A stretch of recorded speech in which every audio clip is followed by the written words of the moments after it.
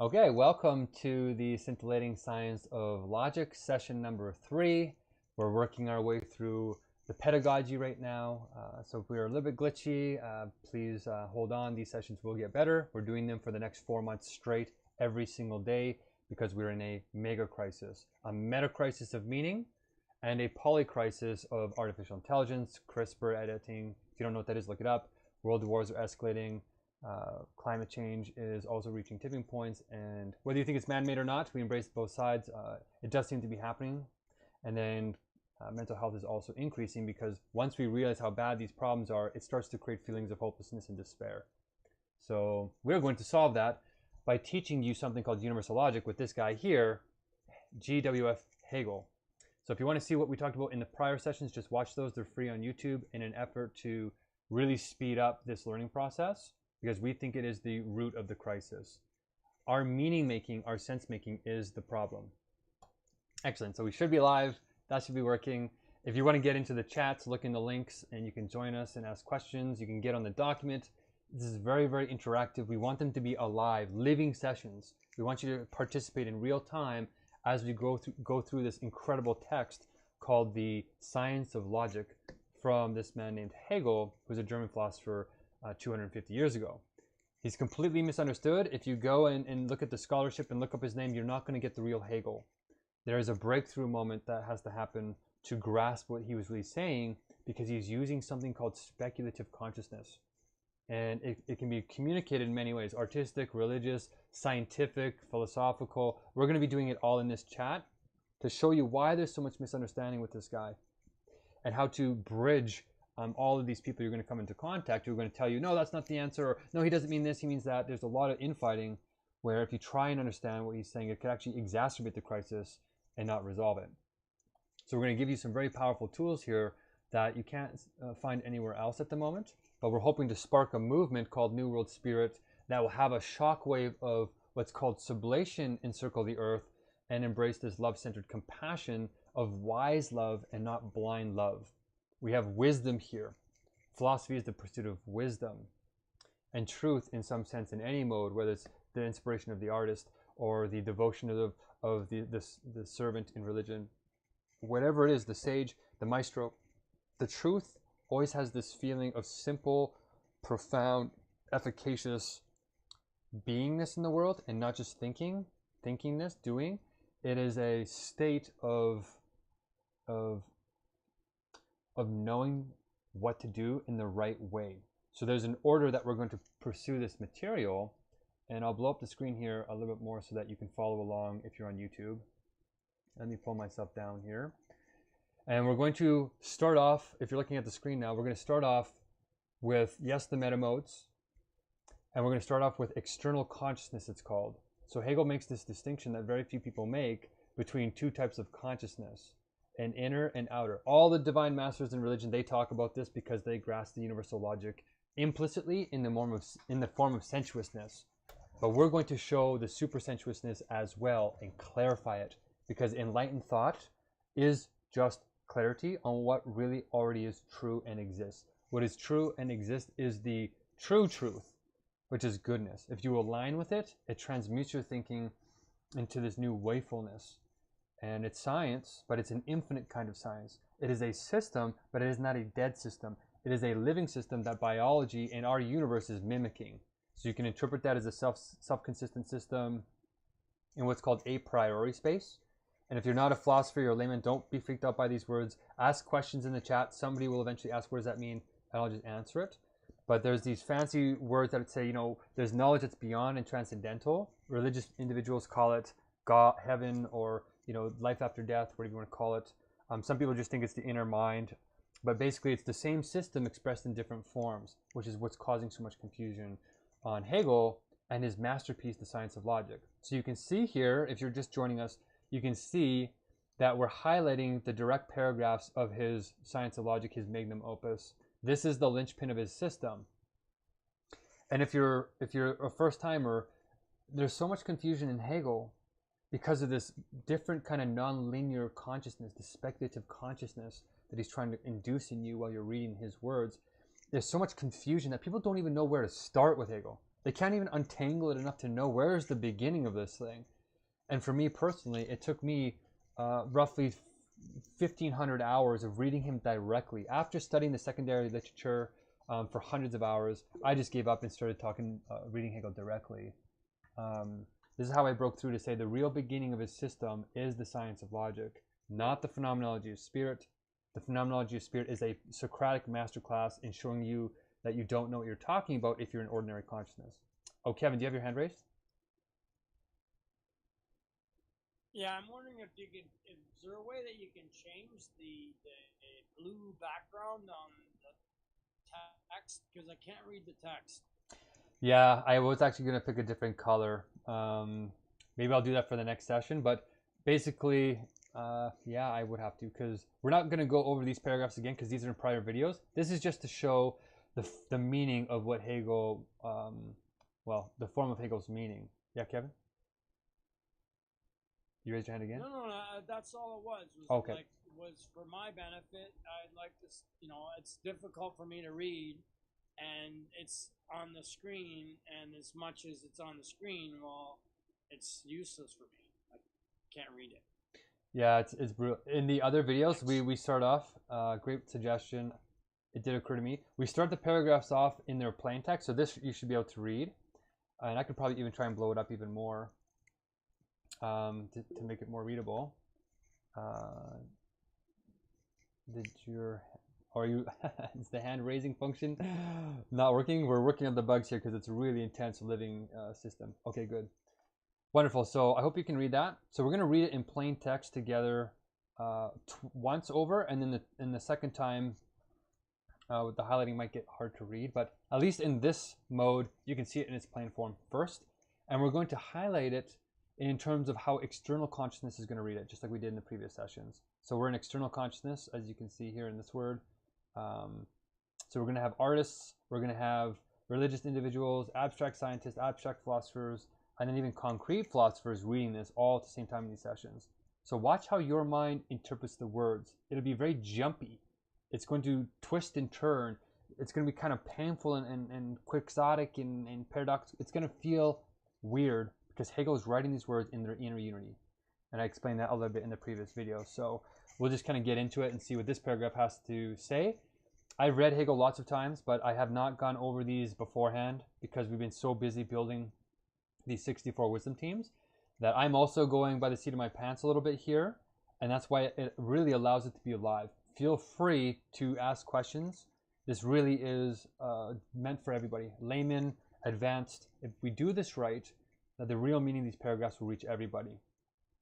And have patience for my own sort of delays as I figure this out. So let's get into it. Paragraph number 3 of the Science of Logic. The first two were just explaining how Hegel was talking to the people of his time. They were in the French Revolution. They wanted to get rid of, superstition in religion, and they had, church and state separate. And he said there's a big transformation happening in philosophy, but it's not doing anything about this logic. And he's talking a lot about metaphysics, and that metaphysics is being negated, and that it's very strange that this is happening because it's resulting in empty sort of forms of logic and philosophy that's similar to like a nation not having a constitution. So he says this is where Germany is at this point in time, and not just Germany, but the world is in some sense like this. So now paragraph number 3 is continuing with this very critical attitude of Hegel, saying something's gone wrong here with philosophy. Okay, so paragraph 3. The esoteric teaching or exoteric teaching of the Kantian philosophy that the understanding ought not to go beyond experience, else the cognitive faculty will become a theoretical reason which by itself generates nothing but fantasies of the brain. This was a justification from a philosophical quarter for the renunciation of speculative thought. So if you're new to philosophy, this might not make any sense to you at all. What is Hegel saying here? So first of all, exoteric means an external teaching. So you can think of external with this. And Kant, anybody who knows Kant is going to read this paragraph in terms of abstract philosophy. And we'll highlight the whole thing in abstract philosophy, which is this teal, this what is this, turquoise? What is this color? light teal. I don't know. I should have learned the colors. But anyway, Kant was the guy that came right before Hegel. That was the most famous. He had lifted spirit and knowledge to this higher level, a new rung, and people were following Kant. But Hegel says something was wrong with what Kant did. But there's a lot that Kant did right. So he gives a lot of credit to philosophers before him, but he also shows their limit. So you're going to get this feeling when you're reading Hegel that he's bashing or smashing other philosophers, but he's also loving them. He's also giving them a lot of credit, and in a lot of cases saying that they were essential, that you have to study them in order to understand what he has done. And he considers Kant one of these people of the last 25 years. But Kant had this exoteric teaching where on the outside he was talking a lot about how these really weird categories of understanding, like pure understanding and transcendental apperception, and what is the ought, and that, you know, his most famous notion was that if you try to understand the truth by watching reality, you'll never reach it. The truth is always somehow beyond our experience. And he says the object of which you might be directly perceiving, even though you're directly perceiving it with your cognitive faculties, right? You're not actually touching the real object.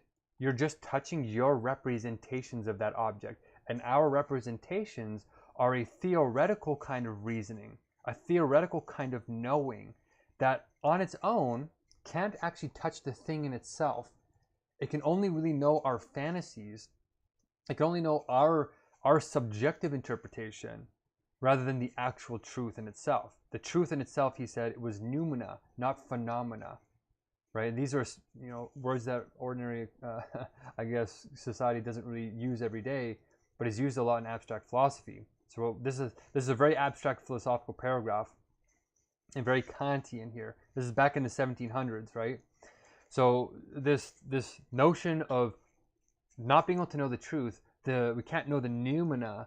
We only have phenomena, and phenomena can be fantasies. They can be corrupted. It can distort the object and distort the truth, and cause understanding to be distorted in this external kind of way. So he goes on to say, this was a justification from a philosophical quarter for the enunciation of speculative thought. So there's a lot of people following Kant at this time, in his day, because he really broke through and started defining words that we don't really understand very well. Like, what is understanding? What is reason? What is the difference between reason and understanding, right? These words we use all the time, but we don't really know at base what they really mean. Like, what is the real difference? And you can kind of give predicates to kind of generate a kind of understanding, but it's not in some sense clear. So basically, Kant was very popular with his external kind of teaching, and Hegel was very critical of external kind of teachings. And it was being used by people at his time to sort of attack him and people who were supporting this special kind of thought called speculative thought. And you might ask yourself, well, what's the difference between thought, reason, and understanding, right? These all seem to be somehow linked, and they are. And Hegel's going to be communicating them in an esoteric teaching that is simultaneously his exoteric teaching. So these words you're reading right now are difficult to understand because Hegel's doing two things at once. Speculative thinking is kind of like Buddhist thought. You're seeing contradictions or two opposites happening simultaneously, but in a coherent way, a clear way, a way that makes sense. It's almost like common sense when you finally break through. But at first it looks all scrambled and it looks like paradox, just like Zen Buddhist koans. So the words you're reading are actually operating in an esoteric teaching, an inner unity, where these words are tied together in a different way. But he's teaching it to the public, so it looks like an exoteric teaching. So Hegel's exoteric teaching to the public is actually simultaneously his esoteric. But because he knows most people are trapped in this Kantian sort of external consciousness, he knows that they aren't going to understand the true depth of his words. And in some sense, that protects him from getting killed, right? Because if people don't know really, they're confused, they don't really know what he's saying, they can't really pigeonhole him and then chop his head off like they were doing in the French Revolution at that time for people who were betraying, you know, the state or betraying reason, or they were really saying human reason is the answer and human reason is flawed, but we need to work through it. And Hegel says the same thing, but he says that we have to work through it in this speculative way, not in this dead exoteric way only. So Kant, he's trying to show that we need to circumvent, or we need to sublate Kant. We need to integrate what his truth is, but rise to a higher level called speculative thought and not fall into this sort of lazy justifying of not having to do this hard work. So that's what he's packing into this one sentence. And it's very abstractly philosophical, so religious individuals might not like it. Artists might be cringing. If you're in a different mode than this highlighted color, you're not going to like this paragraph. But the reason why I'm highlighting is to have patience, like hold through, because he will rotate through all of them. Art, religion, abstract philosophy, abstract. He will go through all of them. Maybe not in this paragraph, but within a couple of paragraphs, usually he's rotating and getting it all in there, which is why you can start to feel this really amazing feeling, this profound feeling that he's doing it all. He's got this universality to him that can bring everybody together in these inner unities of oneness, or a higher spirit, a higher sense of community where our words make sense despite it looking topsy-turvy in these exoteric external consciousness perceptions. So let's kind of go on. This is definitely going to be more than 20 minutes, but okay. In support of this popular teaching came the cry of modern educationists that the needs of the time demanded attention to immediate requirements, that just as experience was the primary factor for knowing, so for skill in public and private life, practice and practical training generally were essential and alone necessary, the theoretical insight being harmful even. So he's really showing, in some sense, something very pragmatic. So this is where an abstract scientist might come in and start feeling, okay, he's not super exoteric, he's not doing all this weird Kantian abstract philosophy, he's getting very practical here, and he's saying, okay, on the ground, what is education supposed to be for? This is where an abstract scientist will like this paragraph a little bit more, or maybe even an atheist, and a Marxist, because Marx is very much about, philosophy, isn't just supposed to be about explaining the world, it's supposed to be about changing it. And Hegel is about both of these modes. Contrary to popular belief, philosophy isn't supposed to just be this theoretical, talk and not do anything. It has a beingness component to it. And Hegel, in his esoteric, in his inner teaching, he's saying that everything is grounded upon pure being, which is a simultaneous state, but it's also a simultaneous verb. It's a doing. It's a doing and being. It's doing and a state. It's a noun and a verb. That's another speculative thought that ordinary consciousness can't grasp in at the same time. It wants to hold them separate in a contradiction and do one or the other. It can't be both simultaneously. So here Hegel is saying that even the modern education, like their schooling systems, were jumping on this bandwagon with Kant and saying, okay, this theoretical stuff needs to go. This metaphysics, this religious superstition, this stuff needs to go, and we need to anchor the children. Everything in society, in public life, needs to be based on something that is no longer useless. It needs to be useful in the material world, or else we're just wasting time. And they're really justifying this. They're really going to town back in the 1800s, making this purification very, very clear that the theoretical insight is inferior to the practical insight. And this is where empirical sciences really get their root, right? You need to look at the world to know the truth. You can't just do these thought experiments in your head. So this is what Hegel is trying to say. He's really saying that in some sense they're moving in the wrong direction, but in some sense they're doing something right. But they're definitely not doing this speculative thought up here. So let's go on. Philosophy, or Wissenschaft in German, because Hegel was German, and this was technically originally written in German. So a lot of people think you can't understand the true Hegel unless you read it in German and understand it in German, and they're half right. So you'll hear, if you go up against a German Hegelian, they're going to smash you. Most Hegelians are negative, they're in the negative spirit, and so they're angry. Usually Hegel attracts a lot of elitism because it is the Mount Everest of like philosophy, where nobody really understands what he's saying, but people do vouch and say, there is something incredible here. But it attracts a lot of ego, it attracts a lot of high IQ people, and usually high IQ individuals are traumatized by the current culture because there are studies that show that the higher your IQ is, the harder it is to build relationships with quote-unquote ordinary consciousness. And there is a lot of like studies around IQ that says it's not the be-all end-all either. There are other forms of intelligence, but they are still logic. But it needs to be an intuitive kind of logic, and we're going to bring those worlds together. But a German philosopher will probably come in and negate you and say, oh, New World Spirit, if you do try and advocate for us and become an ambassador because you believe this is the answer, if you reach that point and you're trying to spread the word, you're going to come up against these people. Love them, love them. They're doing the best that they can. But they're going to negate you and say, oh, you can't read Hegel in English. Oh, that guy who's teaching scintillating science of logic, he doesn't know what he's talking about. they're going to say you need to read in German, and you're going to have to spend 5 years learning German and then read Hegel, and we don't got that time. The truth is that I broke through with English. I did have 3 different translations, and that helped me iron out the problems in the translations, because there are problems. It's not a perfect translation, but it's good enough to get you to speculative thought. It happened to me. And I'll teach you how to read these words, even with the mistranslations. I'll teach you, as best as I can, the right way Hegel meant it, even in German. Because he said that German was better at philosophy. It's the way that its grammar works, its declension. It's actually more conducive to spirit, you could say, because it allows you to combine things with inner unities better. You can make these neologisms better, but it could also be a harm. So it's like a double-edged sword, but English is more clear in a certain way, which makes it more rigid, and embraces this concept of separateness. It embraces discreteness a little more than unity. You can still intuit the unity in root words, but it's easier, it's more explicit in German. But there's a benefit to English as well. All languages will have their own benefits and sort of limits. And as long as you know where the limit is, you can put it into context, and then it becomes beautiful. So we can study this in any language, but you have to know the inner meanings. Once we have that, we'll be able to translate into any language and have perfect translations.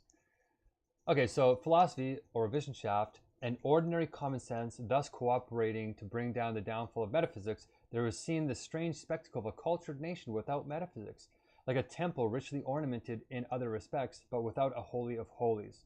So in the prior paragraph, he was saying something like this, that there's something incredibly bizarre and almost ironic about getting rid of the French Revolution, getting rid of metaphysics when they're really trying to embrace philosophy in its scientific sense.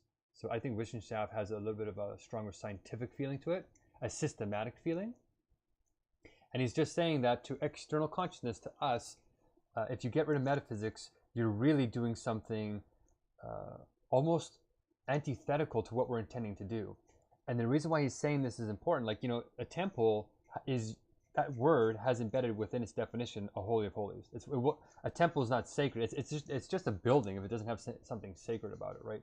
So this is a very particular, specific word that contains within itself a holy of holies. So he's saying that we're doing something like this in the 1800s, and today, to be honest, where we are now is this strange spectacle. That's where we're at right now. Even our religions, in some sense, feel hollow. Religion is, even though 85% of the world is religious, it seems like it's like church attendance is at all-time lows. People are looking for the end times, but they don't know what to do about it. It's really a bizarre situation right now for religious individuals. So they'll read this first part and not care, because it's talking about metaphysics, and this is mostly associated with Aristotle, like we talked about before, and Plato, and a little bit of Socrates. So this is all abstract philosophy. But then when we get into this temple stuff, temple richly ornamented in other respects, we might be able to say a temple, it is religious, but it's almost like you can interpret it in terms of art, in a way. But religious individuals read the Holy of Holies and they'll say, yes, this is definitely religion. But you know what? Just as a token to the artistic people in the crowd, we'll interpret this part as sensuous. Yeah, let's say richly ornamented, or sensuous, or art. Art is in the red, as you can see up here, right, in our little legend. So you can really see him using a lot of language and combining things. So it's topsy-turvy, but it does make a little bit of sense, because he's just saying that the way we're using our words and the things that we're intending to do will flip into their opposites if you're not clear on dialectic, on this metaphysical dynamic that is embedded in the fabric of reality itself, even in the practical empirical world. So he's lining us up to have this realization. Okay, so theology, which in former times was the guardian of the speculative mysteries and of metaphysics, although this was subordinate to it, had given up the science in exchange for feelings, for what was popularly matter of fact, and for historical erudition. It's hard to highlight at the same time. So theology, of course, is religious, and religion is an earlier stage than abstract philosophy and abstract science. So before Parmenides, which is another ancient Greek philosopher from like 2,600 years ago, even before Aristotle, Hegel says real philosophy started, or formal philosophy started in 2600 BCE, roughly. But before that was Thales and these like semi-philosophers, semi-religious people And then you had, before this, you had religion for about 6,000, 10,000 years, maybe up to 40,000 years, but we don't have recorded history about that. And then before 40,000 years is nomadic tribes in art, cave paintings and stuff like that. So theology came kind of first before what's happening in the 1800s with the French Revolution, and they were doing something right. So we're actually vindicating religion here a little bit with Hegel. Speculative, remember, speculative is a positive word to Hegel when you're using it the right way. And these speculative mysteries, or these paradoxical mysteries, are what they were trying to do, but they were doing it in sensuous form, which means they were conflating the supersensuousness, this pure thought stuff, this science stuff, with the artistic form. But it was better than nothing, right? So they were guardians of this because abstract negation wants to dismantle it, exactly like how the French Revolution is trying to do now. And metaphysics in philosophy is also like these speculative mysteries, where Aristotle was protecting them and trying to teach them these special schools of thought that had exoteric teachings for a reason, because they didn't want the public tainting the esoteric teachings with their ignorance. So there's actually separations where the public had one interpretation of these schools, and then there's an inner interpretation. And churches and religion also have this, right? If you go to seminary for Christianity, or you go and study from imams with Islam, or go and study with monks at a Buddhist temple, they really try and preserve the purity. Purity is a big thing at this stage. So he's saying that these guys were the guardians, and their guardianship is being challenged, right? Even though religion is subordinate to the speculative mysteries. Speculative mysteries are higher than the forms they were being protected by, and same with metaphysics. So he's saying that they were subordinate to this higher form. They were protecting something that was higher than their expression. This is all religious feeling and a little bit of abstract philosophy.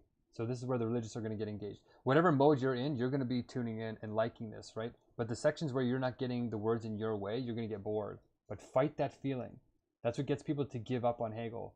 So I'm going to be rotating these to keep your ordinary, to keep the abstract version of yourself engaged. Past these rough moments, I'm going to try and hopefully touch on something you care about every paragraph, so that you feel like your identity is in here. That's the feeling of universality, is actually recognition. So we had to give up this science in exchange for feelings. So of course, science is where these scientists are going to perk up. Yeah, sorry for the color, it's hard to read. For feelings, for what was popularly matter of fact. So this is common sense. Oops, a little glitch here. So this is a little bit like art. Common sense is sort of like art, right? It just flows. You don't have to think about it. Art is a lot about getting rid of your thoughts, right? In abstract art anyway. It's not about doing this philosophy. It's about being, right? Being with the moment, being present, being authentic. That's what Hegel is saying, is we're actually going into an earlier form of expression to express science in this earlier kind of guardianship. These are just forms he's talking about, trying to communicate these speculative mysteries that are really like, it is science, it's just that our ordinary consciousness finds it mysterious because it doesn't understand it.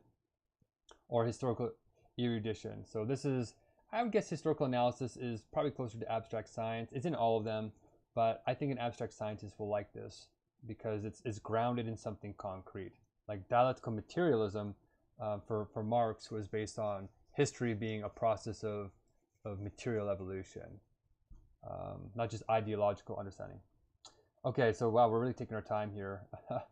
So in keeping with this change, there vanished from the world those solitary souls who were sacrificed by their people and exiled from the world, to the end that the eternal should be contemplated and served by lives devoted solely thereto, and not for any practical gain, but for the sake of blessedness.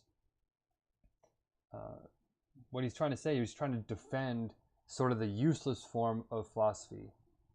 But the practical people he talked about before, those educationalists, are trying to get rid of these people because they're seen as a harm. They're just a waste of space. They don't help society grow. They don't do anything like practical. So in keeping with this change, solitary souls, of course, is a religious word. The religious people are really going to like this because it's kind of vindicating them. Hegel's kind of trying to say there is a point to studying this universal speculative logic, these mysteries. There's a point to studying it for itself. You don't have to be externally motivated by being paid or getting a job or anything like that. This is intrinsically what our souls, what our scientists like. That's why scientists, that's why basic science, even in modern institutions today at universities, you don't get paid a lot. You don't get paid the same as a CEO or a lawyer or something like that. Basic science gets less money because what's motivating those people isn't money. What's motivating those people, if it's money, it's just for grants to continue the exploration of the mystery of life, right? So that's kind of what our current society is mimicking, this process of intrinsic enjoyment. That's why once you understand this logic, this is the point of life. This is what makes us flow, is when you grasp the inner order of the wisdom of the world, it does turn into a beingness with the world that is much more enjoyable, and you don't have to get paid to do it. You can get a job, as long as your job is aligned with this logic, this universal logic, you will enjoy going to work because you're serving the whole. You're serving things in the right way. But our current structures, our current corporations are not in this logic. They're profit seeking. They're external. They're searching after consumerism, material objects for consumer. It just is approximating something blessed or good, but in an external way that makes it into its opposite. It twists it into this ironic opposite process. So this is like a real vindication of the eternal. That's religious, right? But then contemplation is not something you'll often see in religious consciousness. Contemplation is something that Aristotle and Plato and Socrates and the pre-Socratics really said was the highest form of like eudaimonia or self-satisfaction. Contemplation is about thinking, whereas you can read the Holy Bible and you can read the Quran and you can read these holy texts and contemplate those, but you didn't want to contemplate them in a human way. It was trying to show you something that was innate within you, that in some sense didn't require thinking. But it does, in terms of Hegel, you have to explicitly think it to bring it into that beingness. So, not for practical gain, but for sake of blessedness. So I guess in terms of the form of consciousness, or I think our abstract philosophers will love this, an ode to the past. And you can see Hegel is really vindicating the past here and really kind of bashing the present, but he will say that something amazing is happening in the present as well. So if you're somebody that thinks that the old was antiquated and actually is harming things, don't worry. Your opposite is coming here. Just have patience. Hegel will do that. So blessedness is religious. Okay, so next sentence.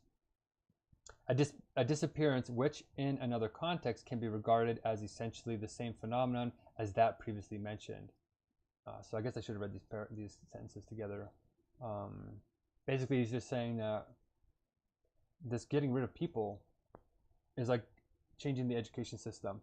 The system and people are being berated here when they're trying to pursue these speculative mysteries, this speculative mystical kind of logic. But when he's talking about mysticism, if you're an abstract scientist and you're a secularist, don't worry. He's meaning speculative mystery or mysticism in a scientific sense. It's a self-groundingness, which will make sense when we get a little bit further. So phenomena is an abstract science term, so we'll give it to the abstract science, or philosophers, I mean. So that having got rid of the dark utterances of metaphysics, of the colorless communion of the spirit with itself, outer existence seemed to be transformed into the bright world of flowers. And there are no black flowers, as we know. He's being sarcastic there. So he's saying that he's trying to vindicate metaphysics, and it's important for you to understand this because a lot of contemporary Hegelians, especially in the left side of Hegelianism, the abstract scientists, the secularists, they really don't like this metaphysics stuff, and that's why they consider it dark, right? So he's really talking to the abstract philosophers here. He's saying that they're the ones that think that this theoretical world where there's no touch, there's no taste, there's no sound, there's no sensuousness, is in the realm of pure thought, the world of imagination, you could kind of call it. He's saying that they're making it bad because they're stuck in outer existence, that exoteric teaching. They're stuck in that, and they think they're doing something good by getting rid of this dead world and connecting us to the material world where there's sunlight, there's brightness, you have flowers. He's being very sensuous in his language because external consciousness, the non-wise consciousness, the unwise consciousness is fixated on this ephemeral world, the world of becoming, the world of the five senses rather than that inner sense. But he's going to show later that that's not the right way to do it. These honest to God, metaphysics, or these honest to God abstract philosophers and abstract scientists are meaning well. right? They're trying to get rid of these black flowers, but they're going to be twisted into their opposite and do something wrong, you could say, or ineffective. So we're just going to translate this into religion. They'll love this sentence because we're talking in their terms of spirit. And this sentence here at the end, we'll say, is very sensuous. Right, so the artist might identify with this. And for Hegel, sensuousness is not bad. It's the wakefulness that makes it good or bad. So if you're looking at this in an external sensuousness, that's why this is bad. You're going to be missing the speculative inner mysteries because they are colorless. There is no sense there. So if you're addicted to sensuousness, like taste, touch, color, all those things, you won't have the power of mind to sit through this because he's trying to show you something inwardly. So he's saying that these metaphysicians or these scientists or these practical people of the French Revolution, they're trying to get to a deeper truth, but they're actually focusing on the opposite thing. And they're actually thinking that they're getting to the brightness of this flowering logic. And living logic is alive. So there's another hidden sort of jab Hegel's putting in here, that they're trying to have this living logic, which is like a flowering. He describes sublation as a flowering later on. And they're trying to say, well, this inner flowering, this colorless flowering is like black flowers, and you don't find any black flowers in nature, which you kind of don't if you think about it. I'm sure there is, but you know, they're not very common. So they're treating metaphysics as a black sheep, you could say. It doesn't really exist. It has no place in material reality. You don't see it, you can't touch it. Well, if you can't see it, you can't touch it. What's the usefulness of it? It's kind of like dark matter today, dark energy. It's like you can't measure it. We only know it's there because it's in the wakefulness of the material objects. Like something is making the universe expand and inflate, and we can't find any other reasons but this mysterious dark matter. Hegel is going to come along and say that actually even dark matter follows this inner unity, and it's actually a hallmark. It's pointing to the fact that this black flower is still a flower, and it's actually the most beautiful flower of all. But it's not beautiful in the traditional sense. Anything that's beautiful in the sensuous sense is approximating it, but in the inner meaning, that's where you get that really profound echo of eternity, that true objectivity of science. If you're a secularist, it's true objectivity, and we're getting fragments of that in ordinary science, in abstract science of today. So this is how you interpret this paragraph. This is why you can see now why people will read Hegel and disagree with each other immediately, right? These are, every time you see a color changing, these people are going to fight with each other, because they're in external consciousness and they can't translate between the forms, right? That's why I wanted to teach it in this way, is that all the Hegelians, whether they're the aesthetic fine art ones, or whether they're the Pittsburgh Hegelians, or they're the Midwestern Hegelians, or they're Zizek, or they're atheists or Marxists or whatever, they're all rotating this way. And Hegel is rotating all these forms because he's truly universal. He's using that inner order. Okay, so now normally what we would do is we would go over this a second time and say, how did Hegel really mean it? Who is he really talking to? And what I would just say, to keep it simple, is he's talking to all of them, but he's really critiquing the abstract scientists. That's who his primary audience is, but he has all these other people in mind. So we're gonna have to use this hard to read text here, but since we read it over once, hopefully you understand what I'm doing. And I want to do something additionally here with the text here, is he's also speaking to the religious and he's vindicating them. So where he's saying theology in four times is the guardian, he's kind of backhandedly negating them, but he's also kind of critiquing them. So there's a little bit of genuine wisdom here. Oops, that's not exactly what I wanted to do. He's speaking to the abstract scientists, but he's nodding towards the universality. So that's what the white means. And there's also another place where he's vindicating them. Where is it here? Where he's talking about how religion did something right. This blessedness, these souls he's talking about, these solitary souls, these are basically the priests, these are the monks, the celibate ones. He's giving a nod to them that they are trying to do something right. They're negating sensuousness to try to get to this colorless world, this inner beauty, except that they're doing it externally. They're trying to do an internal thing in an external form. So it's really paradoxical. But in essence, he's justifying that they're actually closer to the truth, even though it was a prior subservient mode than these abstract scientists. So there's good and bad to both. So this is really how you're supposed to interpret these paragraphs, okay? I hope that was useful to you. Actually, I want to do one more thing before we get off of here.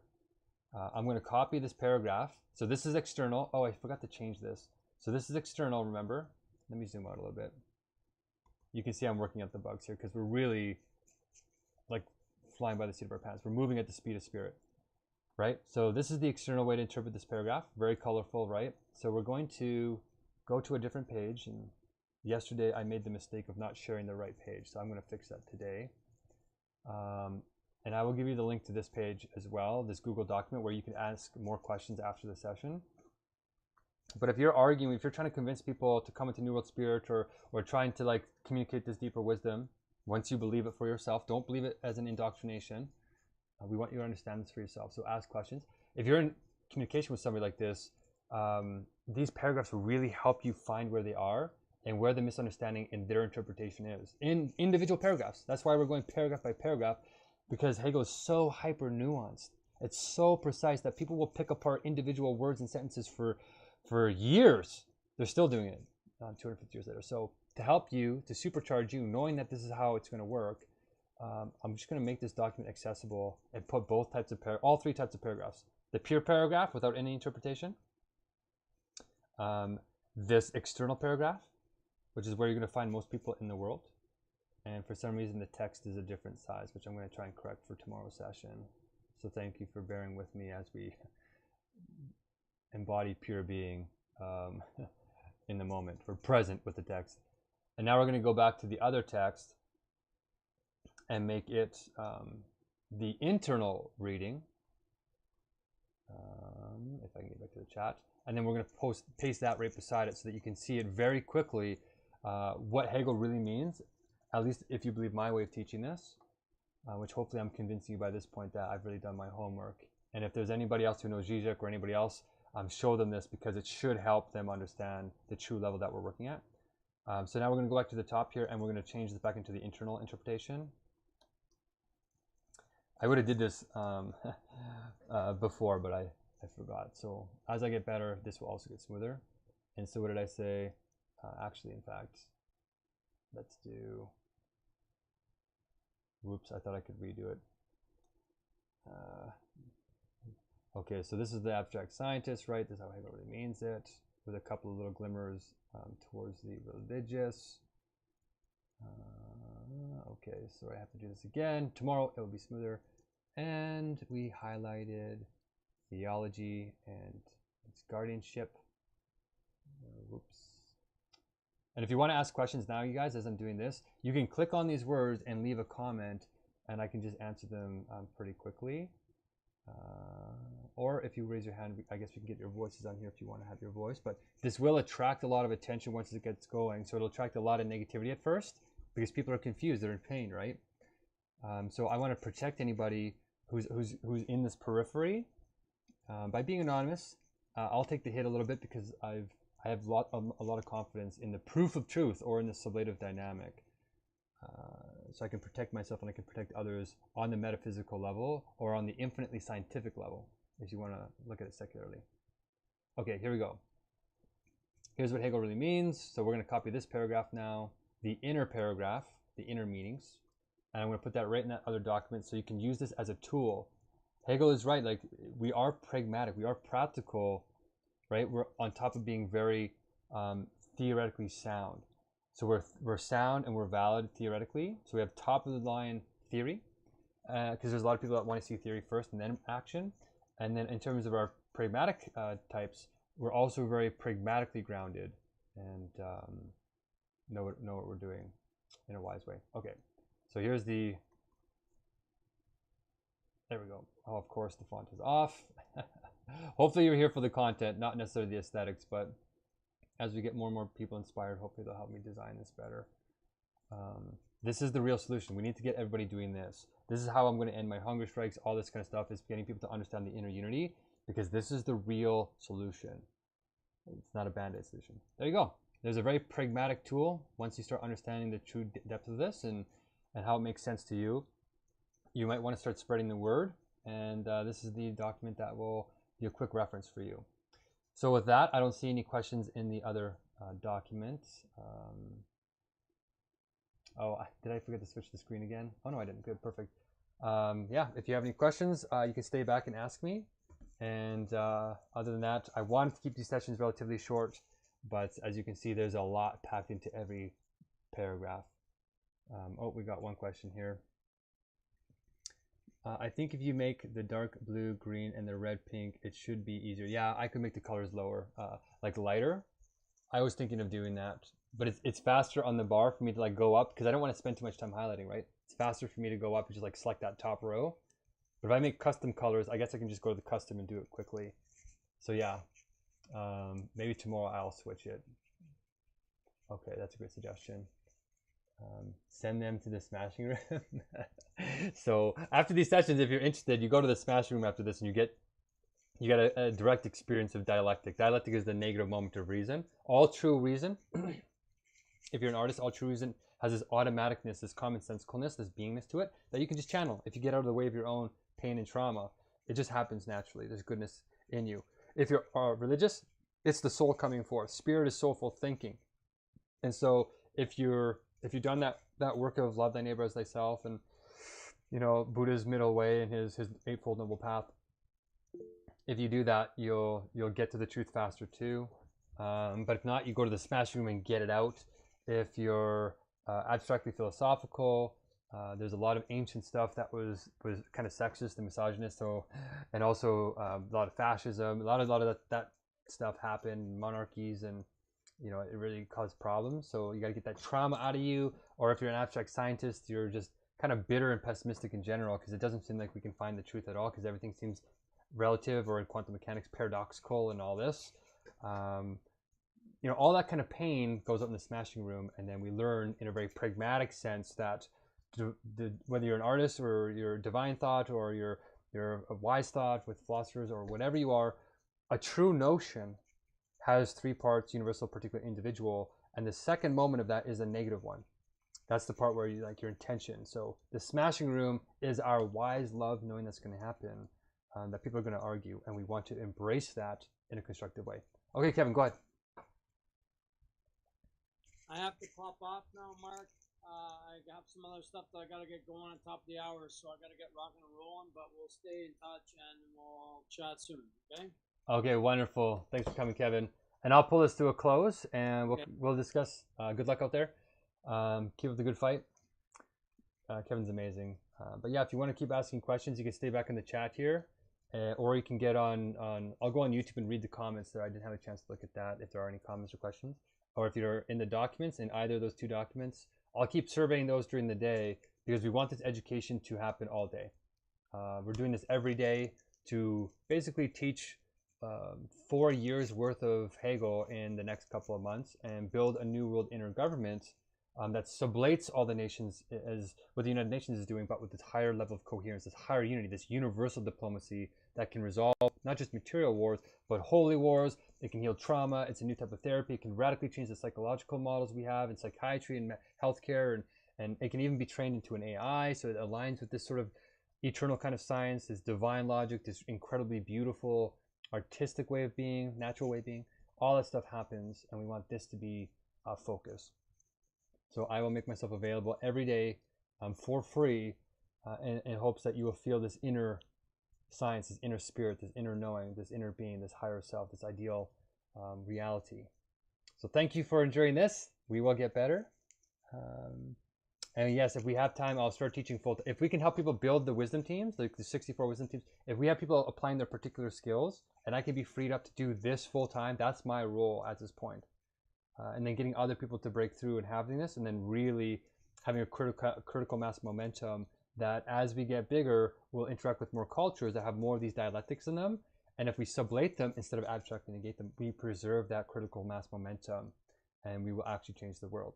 Most movements don't understand dialectic, right? So as they get bigger, they lose that momentum because they're stuck in that abstract thinking, like Hegel's pointing out with that exoteric teaching.